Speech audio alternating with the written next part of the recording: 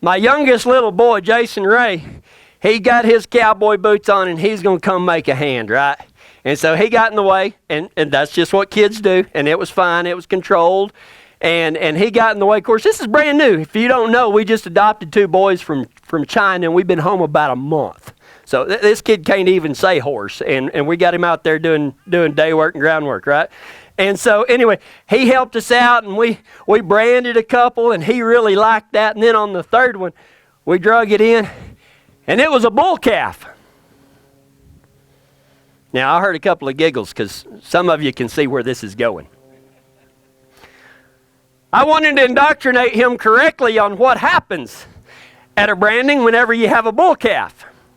And so I was on the front end, and I think Gary or Brett one had the back end and had it dallied and tied back.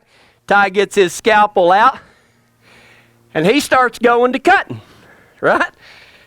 Well, Jason Ray is sitting there, and he saw that first cut, and he's like, ugh. And then he saw what Ty pulled out and cut, and it was, I hate to laugh, but it was the funniest thing I'd ever seen. He didn't cover his eyes. He goes,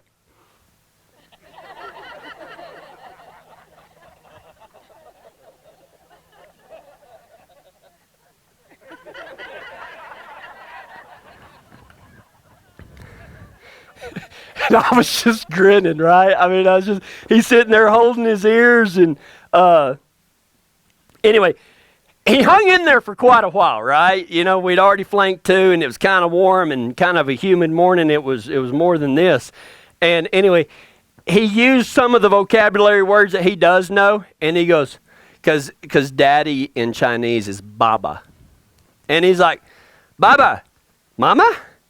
He's like, can I go inside now? And I was like, yeah, you can kind of go on inside.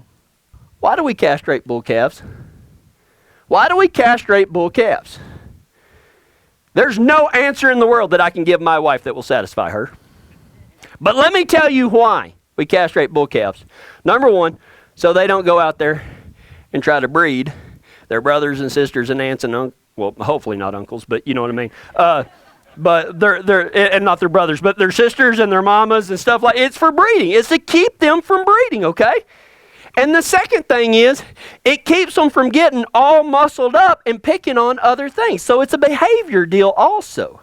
So it's for breeding and behavior. You know what that old devil does at our church doors? He's tried to castrate some of the greatest things, because in Christianity, a lot of men don't go to church because they think that you have to kind of check your manhood at the door. I don't think there's going to be a sissy one in heaven, because it takes courage to follow Christ, whether you're a man or a woman. And you are going to come under attack. It's going to happen. It takes people that are tough.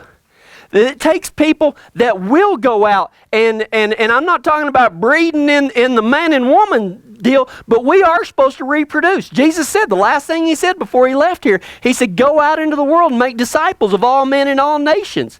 He said, go out and bring other people in. Tell them the good news about the only thing they have to do is lean on me, and I'm going to take care of them whenever they give everything to me. He wants us to be big, strong church. But you know what? One of the devil's greatest feats isn't keeping people out of church. It's making church people ineffective and thinking that we can't stick up for ourselves, that we can't stick up for others.